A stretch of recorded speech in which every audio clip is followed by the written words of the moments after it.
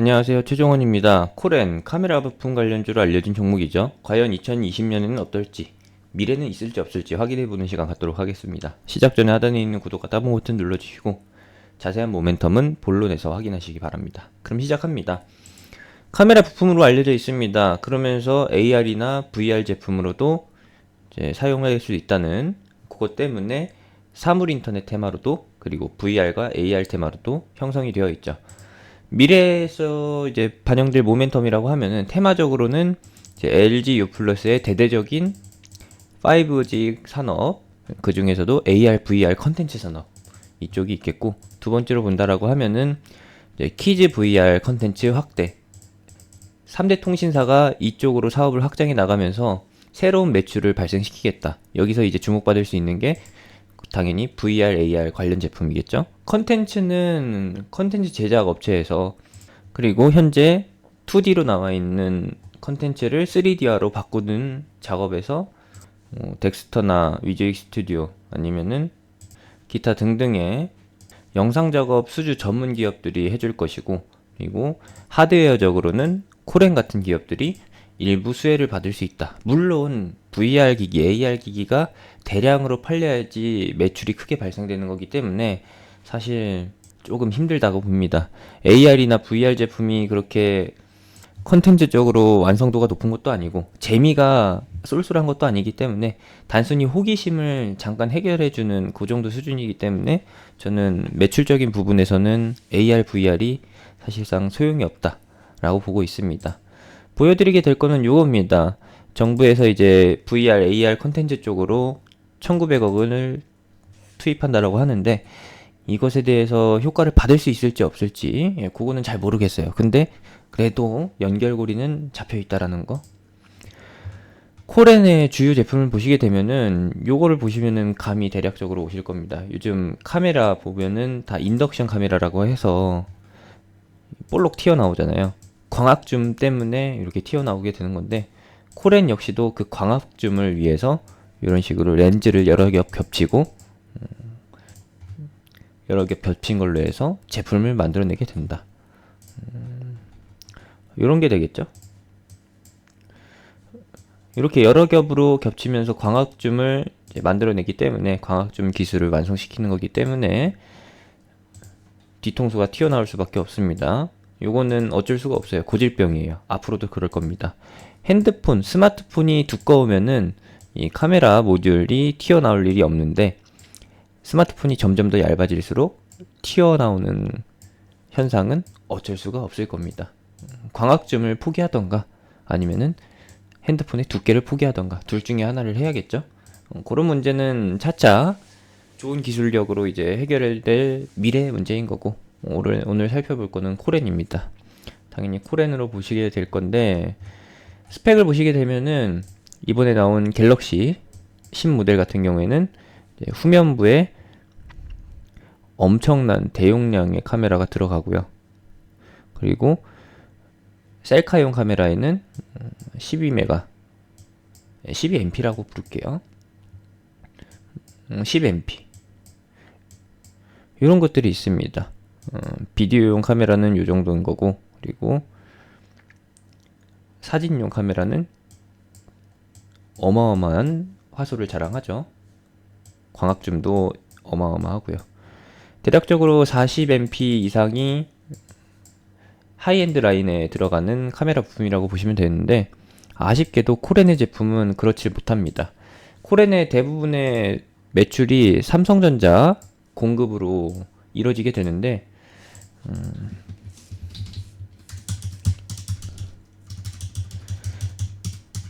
공급되는 제품의 라인을 보게 되면은 99%가 카메라 부품이고, 그리고 사이즈로 봤을 때는 굉장히 낮다. 이 말은 보급형 제품에 들어갈 가능성이 높다라는 거예요.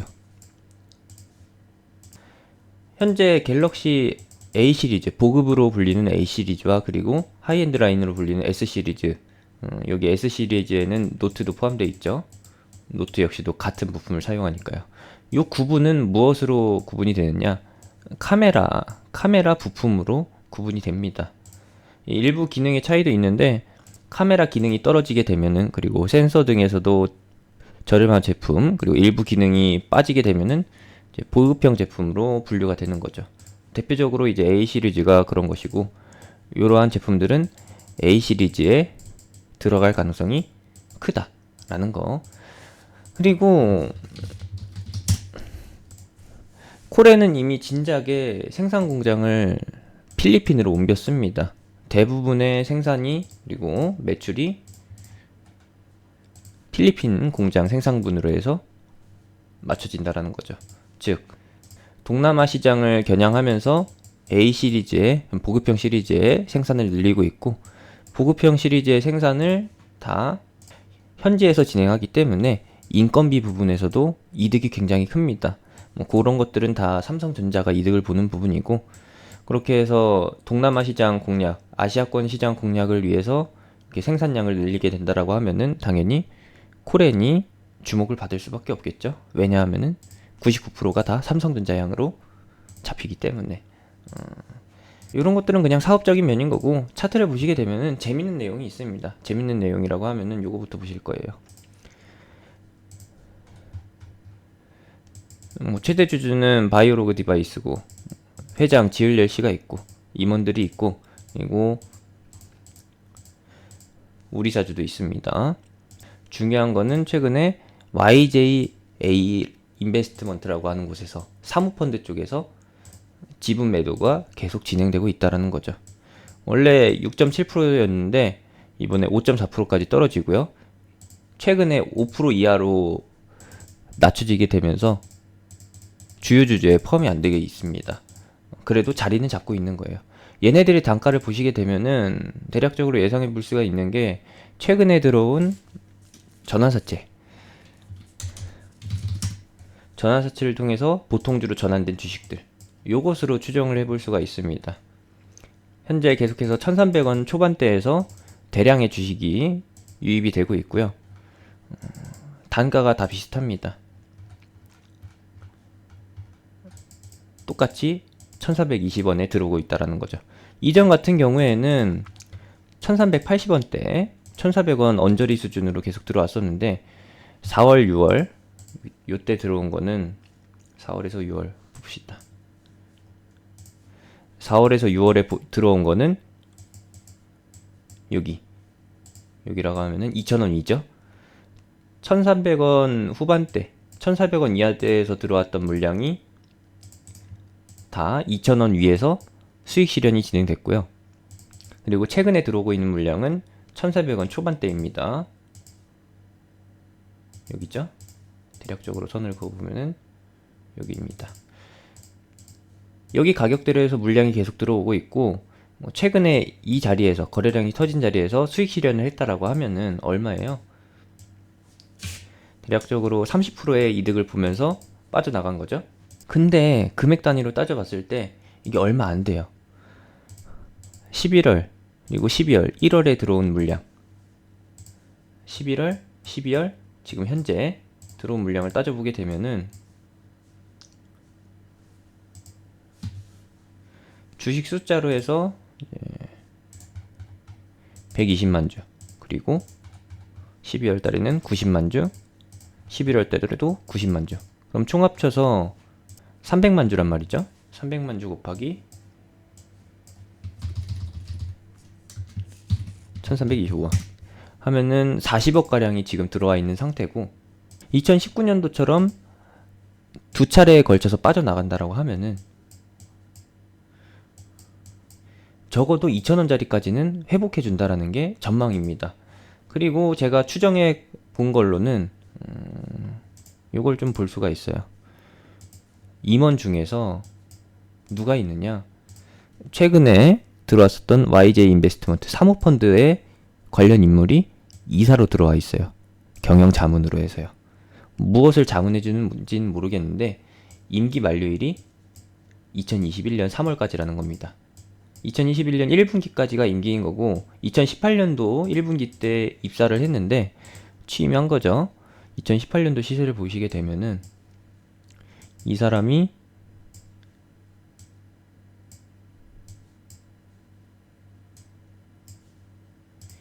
이때 취임을 해서, 이사로 취임을 해서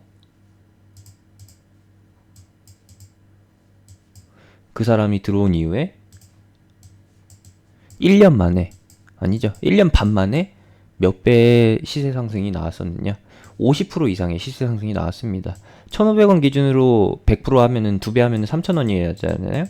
네, 3,000원까지 못 갔었고, 대략적으로 1,400원, 1,300원? 지금 현재 시비가 전환되고 있는 가격대로 봤을 때, 그리고 차트적으로 봤을 때 이 가격대가 추정되는 가격대인데, 이 가격대에서 야무지게 모아가지고 수익을 냈다라는 거. 추측해보기로 1,400원대에서 들어와가지고 2,000원 위에서 매도를 했다라고 하면은, 요 자리죠? 요 자리 위에서 매도를 진행했다라고 하면은 예상 수익률이 40%가 넘습니다. 짭짤한 거죠. 요런 작업이 한 번 더 진행되고 있을 가능성이 있다라는 거. 매수 단가가 이번에는 1,325원이잖아요. 그리고 최근에 300만 주가 들어왔고, 따지면은 지금 현재 들어와 있는 12 물량이 2,000원 위에서 매도된다라고 하면은 20억의 차익이 남게 됩니다. 근데 고작 이거 보려고 들어왔을까요? 아니라는 거죠. 타이밍적으로 봤을 때에는 YJA 인베스트먼트 이 사람이 사퇴하기 전에 시세가 나올 것이라고 보고 있는 거고요. 그러면은 올해 안에 시세가 나온다는 뜻이죠. 올해 안에 시세가 나온다는 뜻이고, 요 자리가 중요한 매집 포인트 자리가 될 것이고, 이제 목표가는 전저점, 아니죠, 전고점 수준으로 잡힐 가능성이 높다라는 거. 요렇게 추정이 됩니다. 그러면은 차트적으로 봤을 때 단기적으로 승부가 나올지 장기적으로 승부가 나올지 몰라요. 왜냐하면은 이미 S20 시리즈 상반기 때 공개됐고, 이제 하반기에 노트 시리즈가 공개가 됐는데 모멘텀이 전혀 없습니다. 전혀 연관성이 없어요. 코렌의 제품은 하이엔드 라인에 들어가질 않으니까요. 이제 우리가 볼 거는 요거. 과연 여기서 효과를 받느냐 안 받느냐. 요것이 테마로 형성이 돼서 이제 코렌까지도 연결이 되느냐 안 되느냐. 좀 애매하다라는 겁니다. 디지털 옵틱 이제 없죠? 아니네요, 있네요. 디지털 옵틱.